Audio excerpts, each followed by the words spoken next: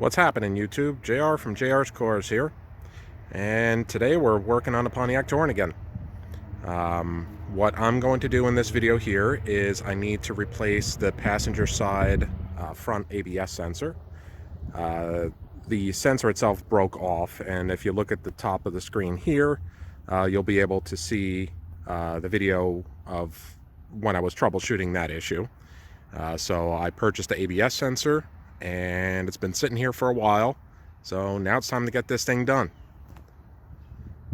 And over there is Snotty the Sonata. Bad Sonata. Bad, bad, bad. You've been put in time out. But that one we're going to be taking care of soon. So make sure you subscribe and watch for videos on that, because I'm going to be tearing into this engine and finding out what's going on. But in the meantime, here we are. We're going to get going. Hey, who's inside that car? Ah, it's Vicky again. All right, here she is. She's going to be helping me out with the video. So let's get this thing started.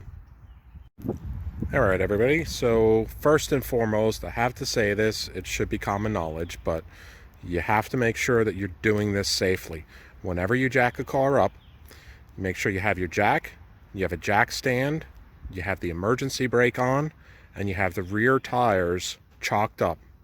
You have to make sure it's on level ground, which it is, so the car doesn't roll anywhere, because you're going to have this tire off and the car is going to move around a little bit on you. But if you do it safely, everything should be good to go.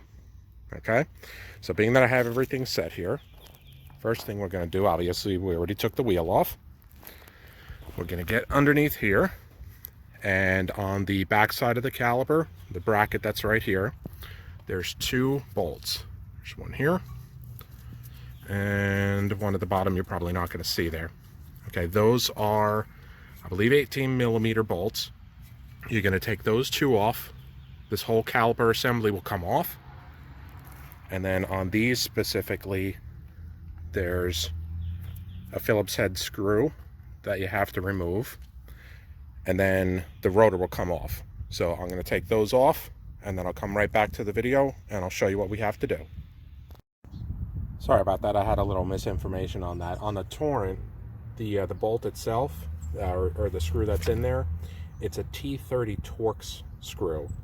On the Sonata, it's actually a Phillips head screwdriver. So if we get this in here, just hit this, comes right out.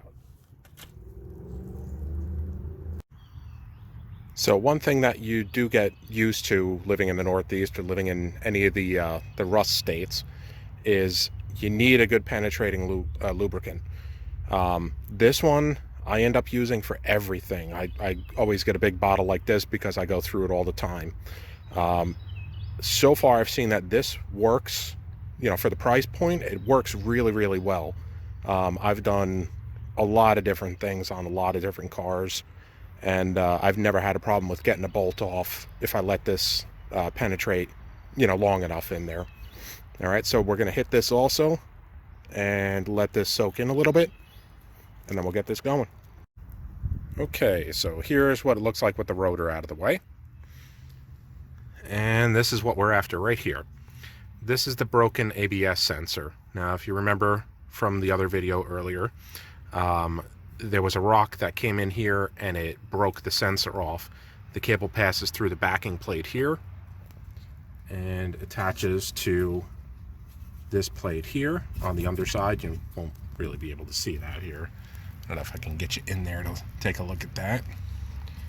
So it would attach to here, and then it runs up to the connector. I have it connected here just so the car doesn't go screaming at me every time I turn the car on. I just have the sensor buttoned up into place. That's all going to be removed though. So one issue that I had, because I started working on this, the issue that I have is this is an Allen key. All right, so the bolt itself is an Allen head, and living in the Rust Belt, of course, you get rust on the inside. So it basically stripped out the Allen portion of the center.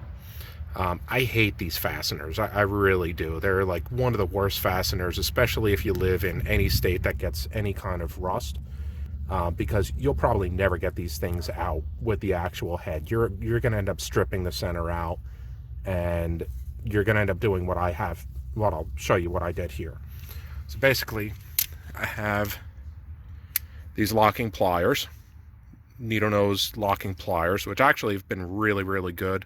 It's an extremely useful tool, and if you're working on a car, I would invest in a good set of locking pliers, a needle head, and a standard set, because you're going to use those at one time in your life. You're going to need this.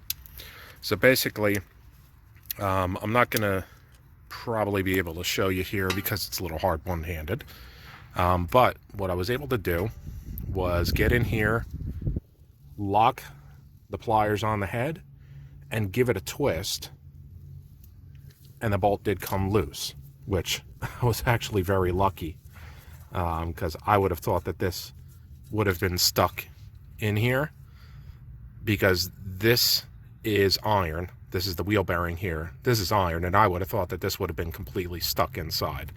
So next thing I have to do is just get underneath this with a screwdriver, pull what's left of this ABS sensor out, and the new one can go in. And with the new one, it comes with a new bolt too, so we don't need this. We can throw this thing right away. All right, so under normal circumstances, you would have been able to take that bolt out and then, like I said, just get underneath that ABS sensor and pull it straight up. But being that this one had broken off, this is what's left here. That's in the wheel bearing. So basically, we're going to have to, what I think I'm going to end up doing is I'm going to drill a hole down the center just a little bit. And then what I'm going to do is I'm going to thread a screw in there, and then I'm going to pull it straight up, so that will pop the whatever's left of the sensor out, and then I'll be able to get the new sensor in. So I'm going to give that a shot and see if it works, and then I'll come back and I'll let you guys know. Okay, so just so you see, this is what that looks like. So what I'm going to do is I'm going to get up underneath this here, and I'm going to pry up on it, and hopefully that whole thing will pop out. If not, I might just have to drill out what's there and just keep getting at it with a screwdriver or something like that until the whole thing comes out. All right, ladies and gents, it is out. So basically, you just have to be smart. You have to do a little bit at a time. Just wiggle one side, just keep kind of wiggling it back and forth. What might actually work is to get, which is what I did. I put a screwdriver on one side from this side, and then I put a screwdriver in on the other side from this side, and then I just kind of wiggled them back and forth, back and forth, back and forth, and then eventually this is what you get. That's the bottom of the ABS sensor, and then if you look in there, that's how I got the screw in it. And basically just keep rocking it back and forth, and it works itself out. All right, so what you're gonna do now is just go in here and clean up that hole. What you want to do is just make sure that there's no debris in there. You want to clean up the outside of it. I would take some red Scotch Brite and just go in the hole a little bit and clean that out, and then you should be good to go to put the other sensor back in. All right, so one thing to note with this one specifically is the ABS sensor is actually built into the wheel bearing. So if you take a look down in there, you can see how there's grease in it. The new sensor, which this is what it looks like, right? That's what it's actually supposed to look like, not the completely and totally broken piece that was in there. The new bearing will actually come with a little packet of grease. So you want to add some grease into there, and then grease up the end of the sensor here, and especially this O-ring, because you want to make sure that that's lubed up. That way when it goes in, you're not going to end up tearing this O-ring, and then what'll end up happening is, eventually as time goes on, you're driving the car in the rain, water's going to go into there, and then it's going to start rusting things out, and then you're going to have an even bigger problem. Then you'll have to replace the wheel bearing itself too. So what I'm going to do is I'm going to feed the sensor through. So it'll come through in here. I'll feed it from the back side. I'm going to grease it up. I'm going to put it back together, and we'll come back when it's all together. Alright, so she's all back together now. And I'm going to give you a little tip and trick here. So the hole here to feed this wire through is actually very small. So what I ended up doing was I was bending the backing plate. I had to bend the backing plate forward a little bit to open the passageway from the back, because I fed the sensor through this way from the back side in, because the connector on the other end is so long that it's not going to go through this way, because you'll get hung up between the wheel bearing and the backing plate. So basically what I did was I pulled the backing plate forward a little bit. I slid it through, and if you were good with Tetris, you should be able to be good with doing this. So I fed it through the back, and then I had to actually overbend it backwards again to get the ABS sensor to slide back into place. And after I had it back in place, backing plate is back straight again. Put the nut in. Do not over tighten this, because you will crack this plastic. This is only, ABS plastic. You will crack this, and you'll end up having to buy a new sensor again. But everything is on. It's connected. Route it back up to here. We're connected into the wire harness. So now, basically the only thing we have to do is take the rotor, put the rotor back on, put the caliper back on, tighten down those two bolts, put that T30 torque screw back in the rotor, put the tire back on, and take it for a ride. So that concludes our video for today. I hope it helped everybody out.